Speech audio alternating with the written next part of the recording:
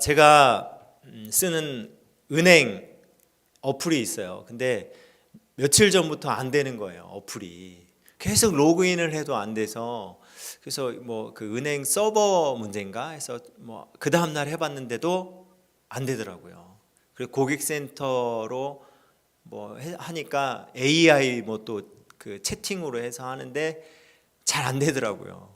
그 막 너무 답답하더라고. 그게 안 되니까 빨리 이걸 은행 업무를 봐야 되는데, 그래서 이거 어떻게 해야 되나, 그래서 막 인터넷 검색하고 뭐 이렇게 하니까 그 방법 중에 뭐 이렇게 다시 재설치를 하라고 해서 완전히 삭제하고 다시 설치했어요.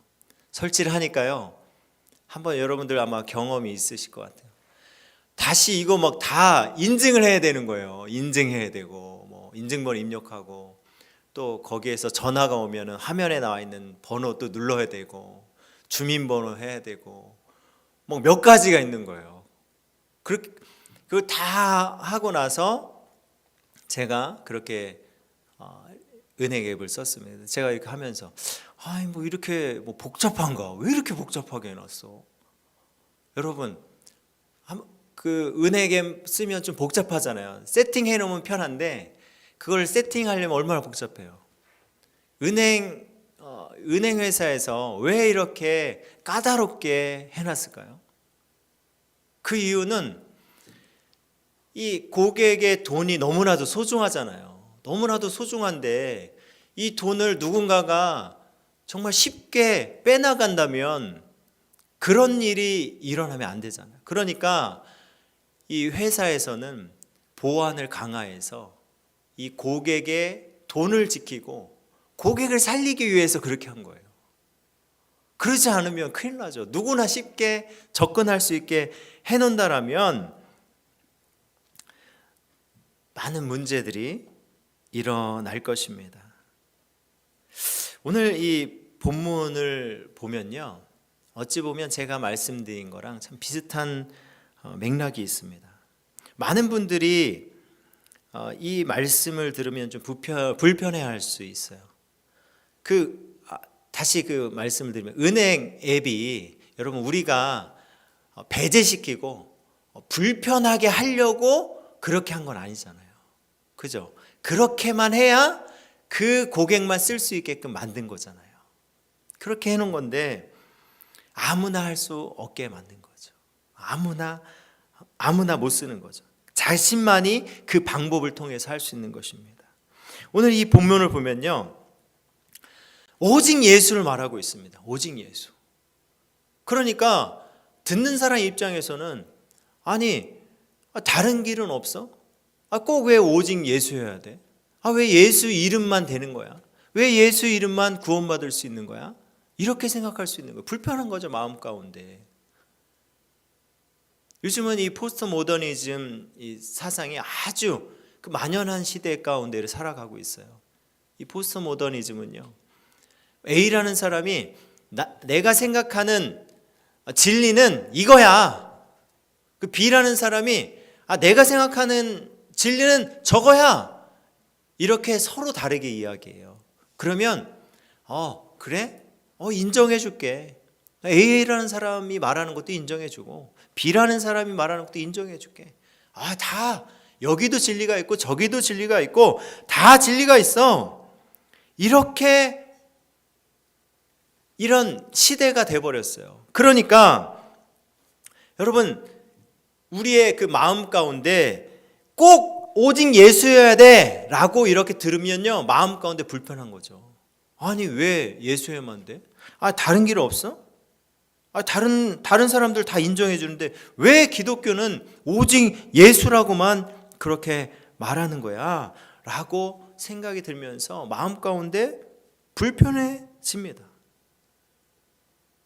그런데 여러분, 오직 예수 외에는 길이 없기 때문에 그렇게 말하는 거예요. 오직 예수 외에는 살 길이 없어요. 우리가 살 수 있는 유일한 길이 예수님이시기 때문에 그렇게 증거하고 있는 것입니다. 이 오직 예수라는 말은 현대인들에게 아주 독선처럼 들릴 수 있습니다. 마치 너희는 틀렸고 나는 맞아, 이렇게 교만함으로 말하는 것처럼 들리지만 결코 그렇지 않습니다. 다른 종교를 공격하고 배척하려고 하는 것이 결코 아니에요. 오늘 이 본문의 배경은요, 사도행전 3장에 베드로와 요한이 성전 미문 앞에 앉아있는 안진뱅이를 보게 됐어요. 그 안진뱅이를 베드로가 그에게 이렇게 말합니다. 내가 은과 금은 내게 없거니와 내게 있는 이것을 내게 주되 나사렛 예수 그리스도의 이름으로 일어나 걸으라. 베드로가 줄 수 있는 것은 자기 건 없었어요. 예수의 이름밖에 없었어요. 놀라운 일이 벌어집니다. 평생 안진뱅이로 그렇게 불구로 살아갔던 그가 일어나게 돼요. 이 사건으로 말미암아서 많은 사람들이 막 베드로에게 몰려드는 거예요. 그리고 베드로에게 복음을 듣고, 근데 이 소식을 종교 지도자들이 들었습니다. 막 화가 나갖고 베드로와 요한을 잡아들였어요. 그들을 재판했습니다. 그리고 그들에게 지금 이렇게 신문합니다. 사도행전 4장 7절 말씀 보면요, 사도들을 가운데 세우고 묻되 너희가 무슨 권세와 누구의 이름으로 이 일을 행하였느냐? 너 무슨 권세가 있어서 네가 이런 일을 행했어? 누구 이름으로 이런 일을 행한 거야? 지금 이렇게 말하는 거예요. 이렇게 그 종교 지도자들의 묻는 질문 가운데 뭐라고 대답합니까? 10절 말씀 보면요, 너희와 모든 이스라엘 백성들은 알라. 너희가 십자가에 못 박고 하나님이 죽은 자 가운데서 살리신 나사렛 예수 그리스도의 이름으로 이 사람이 건강하게 되어 너희 앞에 섰느니라. 하나님이 죽은 자 가운데 살리신 나사렛 예수 그리스도의 이름, 그 예수님의 능력, 그 권세, 그 예수 그리스도의 이름으로 이 사람이 건강하게 되었다라고 증거합니다. 이 베드로의 대답은요, 논리적으로 설명하거나 설득하는 것이 아니에요. 자신이 경험한 대로, 자신이 본 대로 증거하는 것입니다. 제자들은 예수님을 직접 봤죠. 예수님이 공생에 사역하실 때 함께 다니면서 예수님을 경험했습니다. 예수님 십자가에 그 군인들로부터 끌려가는 것도 봤습니다. 죽은 것도 봤습니다. 그리고 예수님이 부활하신 것도 그들은 경험했어요. 도마는 예수님의 그 옆구리를 만져보았고, 다른 제자들과 예수님은요 식사까지도 했어요. 예수님의 부활은 단순한 어떤 심리적 현상이나 희망의 상징이 아니라 여러분 역사의 한 가운데에서 일어난 실제적 사건이라는 거예요. 제자들이 예수님의 이 부활을 경험했기 때문에 180도 바뀌어서 죽음마저도 마다하지 않고 복음을 전하는 삶이 되었습니다. 여러분, 이것이 증거예요, 증거. 아니, 그렇게 다 도망갔던 제자들이 그 예수님 부활하신 걸 보니까 이게 진짜구나. 예수님이 진짜 생명의 주인 되시는구나 깨달았어요. 그리고 그 자신들이 보고 들은 것을 말하지 아니할 수가 없는 거예요. 종교 지도자들이 베드로와 요한에게 앞으로 더 이상 예수 이름 전하지 마라, 입 밖에도 내지 말라, 이렇게 말했을 때 베드로와 요한이 뭐라고 대답한지 아십니까? 사도행전 4장 20절 말씀 보면요, 우리는 보고 들은 것을 말하지 아니할 수 없다. 내가 보고 들었는데, 내가 증인인데 어떻게 그걸 얘기를 안 할 수가 있냐. 난 본 대로 들은 대로 얘기할 거다. 지금 그들이 이렇게 담대하게 말하고 있습니다. 그들이 보고 들은 대로 증거하는 그 결론이 바로 오늘 본문이에요. 오늘 본문 말씀 볼까요? 다른 이로서는 구원을 받을 수 없나니 천하 사람 중에 구원을 받을 만한 다른 이름을 우리에게 주신 일이 없음이라. 아멘.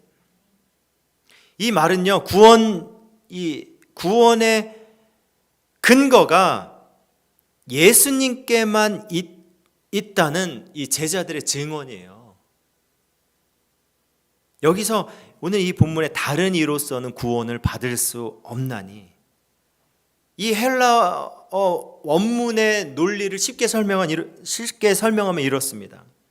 구원은 예수 외에는 다른 대상에게 찾을 수 없다. 오직 예수 그리스도 통하여서 구원받을 수 있다. 이렇게 말하고 있는 거예요. 사람들은 말해요. 아니 구원이 왜 기독교에만 있습니까? 다른 종교에도 다 각자의 진리가 있지 않나요? 죄송하지만 여러분, 다른 곳에는 없습니다. 오직 기독교에만 있어요. 기독교는 여러분 종교가 아니라 그리스도를 말하고 있습니다. 그리스도가 진리예요. 기독교라는 이 한자의 뜻을 알고 있습니까? 어떻게 이 기독교라는 말이 생겼을까요?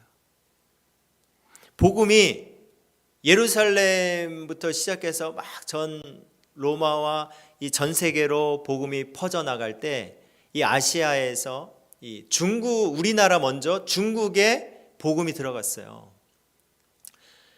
그 중국식 발음으로 기리사독이라는 뜻이 크리스토스, 이 헬라어로 크리스토스, 그리스도를 말하는 거예요.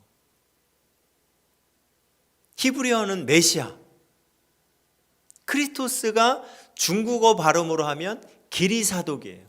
그 중국의 한자 영향을 받은 우리나라는 우리나라에 복음이 들어왔을 때 이 기리사독은 길잖아요. 그러니까 그 첫째 글자와 넷째 글자를 따서 기독을 따온 거예요. 기독교. 그러니까 기독교는 뭘 말하느냐?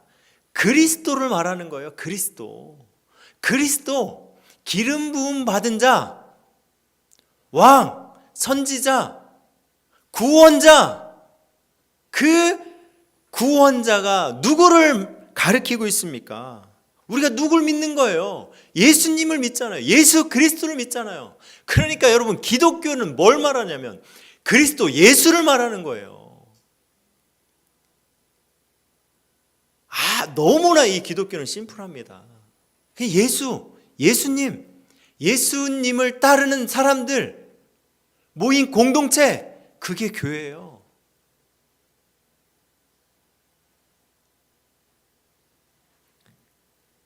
죽음마저도 뛰어넘을 수 있는 진짜 구원자, 이 예수님을 제자들이 봤어요. 경험했어요. 그래서 예수님의 증인이 되어서 내가 보고 들은 것을 말하지 아니할 수 없다. 세상 가운데 나아가서 담대하게 복음을 전했습니다. 그 복음이, 그 복된 소식이, 예수님의 소식이 흘러서 대한민국에 온 거잖아요. 그게 복된 소식, 복음이잖아요. 다른 이름이 없다는 말은요, 사람들에게 기분 나쁘게 하려고 하는 말이 아니라, 독선적으로 하려는 것이 아니라 살리는 길이 실제로 예수께 있기 때문입니다. 그것이 참이기 때문에 그것을 드러내는 것이 당연한 거죠.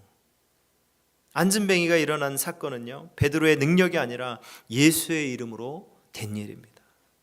사람을 살리는 권위와 권세는 예수님께만 있습니다. 그러기에 베드로는 다른 이로서는 구원을 받을 수 없다고 지금 담대하게 증거하고 있는 거예요. 그 예수님이 나 때문에 죽으셨고, 나 때문에 죽으셨고, 또 그 죽음으로 끝난 것이 아니라 부활하심으로 우리에게 생명의 주인 되심을 우리에게 보여주셨어요. 그분이 바로 예수님입니다. 이 예수의 이름은요, 진리를 우리가 탐구하고 알아내기 위해서 내가 찾아낸 것이 아니라 바로 그 주님이 우리에게 주신 거예요. 오늘 본문 말씀 다시 볼까요? 다시 보면요, 다른 이름을 우리에게 주신 일이 없음이라 하였더라. 다른 이름을 주시지 아니하고 우리에게 준 이름은 바로 예수의 이름을 주셨다라는 것입니다. 내가 찾아낸 것이 아니라, 내가 받아낸 것이 아니라, 내가 무엇을 해서 얻어낸 것이 아니라 하나님이 우리에게 그 예수님을 주셨다라는 거예요. 은혜로 예수의 이름을 통해서 우리는 구원받았습니다. 이것이 전적인 하나님의 은혜예요. 내가 잘나서도 아니고 내가 알아서도 아니고 하나님이 우리에게 그 예수의 이름을 주셨어요. 제가 어느 그 OTT 방송을 보니까요, 우리가 작년에 기도했었어요. 어느 분이 좀 이런 걸 놓고 같이 기도했으면 좋겠다 했는데, 그때 나왔던 얘기가 뭐였냐면, 제가 기도 제목을 정리했었는데 그 내용이 이 OTT 프로그램에서 그 무당들을 모아놓고 대결을 펼쳐서 1등을 뽑는 그런 걸 한다. 그래서 우리가 영적으로 참 이게 방영이 되면 또 특별히 다음 세대들에게 참 안 좋은 영향이 있을 것 같다. 좀 같이 기도하자. 이렇게 혹시 기억나십니까? 그게 나왔어요. 그게 나와서 제가 봤습니다. 제가 좀 영적으로 좀 분별해야 되고 또 지도해야 되기 때문에 제가 그걸 봤는데 다는 보진 않았고, 그 전반적으로 어떤 흐름으로 되었는지 봤는데, 이 무속 신앙하는 사람들을 모아다 놓고, 그리고 이제 이분들을 대결을 하는 거예요. 어떤 문제를 해서 이렇게 보니까 무슨 자기가 따르는 할머니도 있고, 그 프로그램에서 나오는 내용이에요. 또 할아버지도 있고, 어떤 사람 아기도 이렇게 모시고 있더라고요. 각자 다 모시는 그 신, 다 귀신들이죠. 여러분, 사탄의 정말 그 쫄개들. 제가 이들을 보면서요, 참 마음이 아팠습니다. 하나님을 알지 못하고 저렇게 정말 참신이 아닌 귀신들에 붙잡혀서 그들의 마치 꼭두각시가 되어서 그렇게 나아가는 모습들이 참 안타까웠습니다. 그러면서 참 드는 생각이, 여러분, 우리가 그들과 우리를 바라볼 때 우리가 엄청나게 더 대단한 사람입니까? 더 나은 사람입니까? 아니에요. 우리가 그 하나님의 은혜를 입었기 때문에 우리가 예수의 이름을 받아들이고 믿게 된 거죠. 그러면서 또 한편으로 마음 가운데 우상이라는 것이 여러분 무엇입니까? 그렇게 그들이 우상 섬기고 있는데, 우상 섬긴다는 게 무엇입니까? 꼭 불상을 앞에다 두고 그것을 섬겨야 그것이 우상입니까? 내 마음 가운데 하나님보다 더 사랑하는 것, 그것이 여러분 우상이에요. 자식을 더 사랑하면 그것이 우상이 되는 것이고, 하나님보다 돈을 더 사랑하면 그것이 우상이 되는 것입니다. 스스로 내가 만든 그런 그 우상을 붙잡고 나아가는 것이 여러분 우리의 모습이라는 거예요. 제가 거기에 나온 분들과 물론 차이는 있죠. 다름이 있지만 크게 다르지 않다는 거예요. 우리가 얼마나 그렇게 하나님이 아닌 다른 이름을 붙잡고 나아갈 때가 얼마나 많이 있습니까? 그런데요, 이런 우리들에게 하나님께서 은혜를 주셨고 우리에게 예수의 이름을 통하여서 구원의 문을 열어놓으셨다라는 거예요. 그러니까 오늘 이 말씀은요, 우리에게 주시는 하나님의 초청입니다. 그냥 기독교, 오직 예수, 사람들에게 불편하게 하고 배타적이고 나만 오라 이렇게 말하라는 것이 아니라, 하나님께서 진짜 길은 이거야. 너희들에게 이 예수의 이름을 줬어. 그것을 붙잡고 나와라 라고 하는 하나님의 초청의 메시지라는 것입니다. 다른 진리를 말하는 사람들 다 틀렸어. 어떤 그런 우월감으로 그렇게 말하는 것이 아니에요. 오직 예수는 구원이고 구원의 길이고 생명의 길이 그 예수의 이름으로 모두에게 열렸다는 여러분 초청입니다. 예수님은 죄인들을 부르러 오셨어요. 소외된 자들을 부르러 오셨습니다. 그들을 찾으셨고 그들을 만나주셨고 그들에게 구원의 길이 되어 주셨습니다. 그 말은 나 같은 죄인을 살리기 위해서 주님이 오셨다라는 거예요. 그분이 은혜로 말미암아 먼저 믿고 그 길에 들어선 사람들이 바로 우리라는 것입니다. 이 은혜 가운데 있는 자들은요, 나 같은 사람도 살리신 주님의 은혜에 감사할 수밖에 없는 거예요. 그렇지 않습니까? 나에게 은혜를 주셨어요. 그래서 예수의 이름으로 내가 그 예수의 이름 모를 때는 정말 세상 가운데 내 욕심대로만 붙잡고 나아갔던 나였는데, 우리 읊조린 말씀 뭐예요? 지난주 읊조린 말씀 고린도후서 5장 17절 말씀이에요. 이거 몇 번 했는데 아시나요? 그런즉 누구든지 그리스도 안에 있으면 새로운 피조물이라 이전 것은 지나갔으니 보라 새 것이 되었도다. 이 말씀을 읊조리니까요 너무 감사한 거예요. 그래, 내가 그리스도 안에서 새로운 존재가 되었다. 나에게 새 생명을 주었지. 그 은혜가 얼마나 큰지. 나에게 해방을 주셔서 이제 죄 가운데 더 이상 매이지 않고 자유를 주셨기에 이제는 기쁨으로 그 예수님 가운데 나아가고 그 예수의 이름을 붙잡고 또 예수의 이름을 세상 가운데 전하며 나아가는 삶이 되었다라는 것. 얼마나 그 은혜가 감사한지 한번 생각해 보십시오. 여러분 진짜 교회 다니는 거 너무 감사하죠? 많이 너무 힘들어. 교회 또 나가야 돼 이러십니까? 얼마나 감사합니까? 그 예수님이 우리에게 생명 주시고 우리의 주인 되시고 우리와 함께 하시고 그분을 예배한다는 것. 많진 않지만 우리가 한 주 안에서 한 지체가 되어서 같이 식사 교제하고 나누면서 서로를 위해서 기도하고 또 그 주님을 향해서 같이 한 걸음 한 걸음 나아가는 이 발걸음, 얼마나 여러분 복된 정말 삶입니까? 제가 교회를 볼 때도 참 그런 생각이 들더라고요. 교회 사역을 하면 할수록요 내 힘으로 되는 것이 없구나. 정말 주님이 하시는 거구나, 이런 생각을 많이 들게 됩니다. 우리 교회가 여기 인테리어 했잖아요. 인테리어 하고 뭐 조금씩 바꾸고 뭐 여기도 좀 바꿀 이제 예정인데 뭐 많지는 않지만 이래저래 하면 또 비용이 들어가잖아요.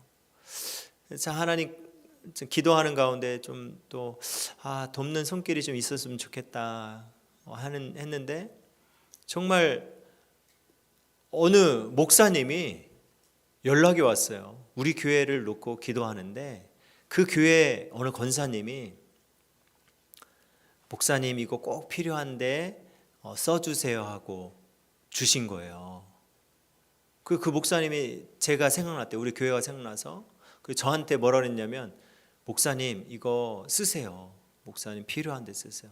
뭐 아이들 뭐 사주셔도 좋고 교회 해도 좋고 목사님이 편한데 이걸 목사님한테 드리는 겁니다. 근데 제가 그걸 딱 받았어요. 그 계좌 이체를 해서 받았는데 제 마음에 이건 진짜로 이거 하나님이 주시는 거다. 이게 막 그 감동이, 이거는 도저히 내가 개인적으로 쓸 수 없겠더라고요.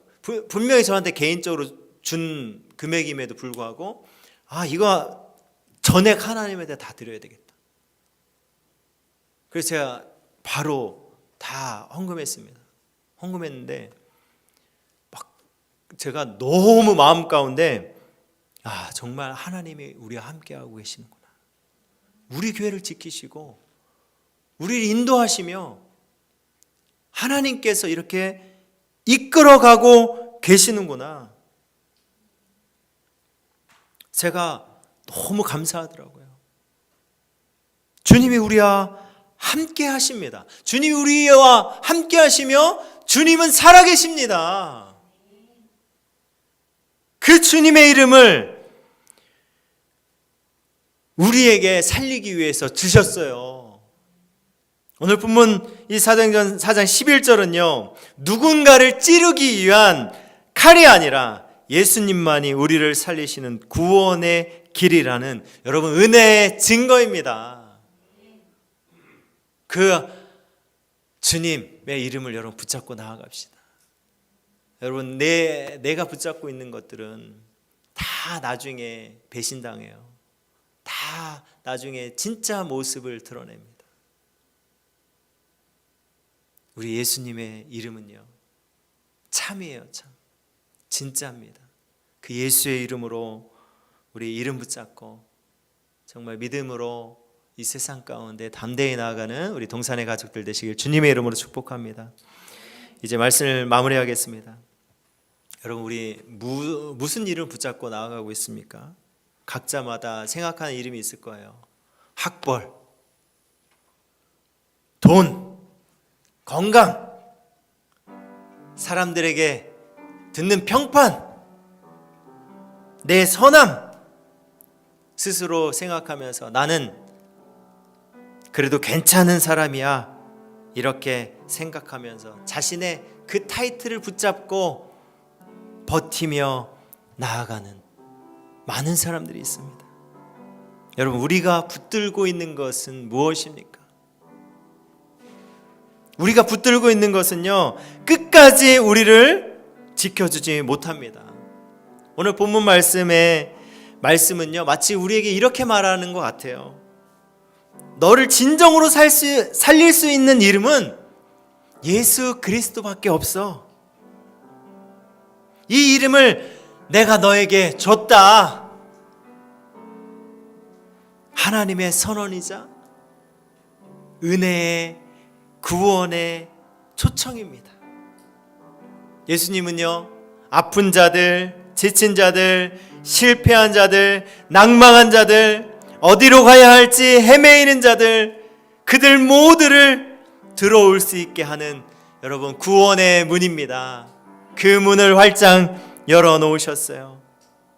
여러분 예수님께 내려놓고, 모든 걸 내려놓고, 주님, 내가 주님께 나아갑니다. 제가 삶 가운데 너무 많이 흔들립니다.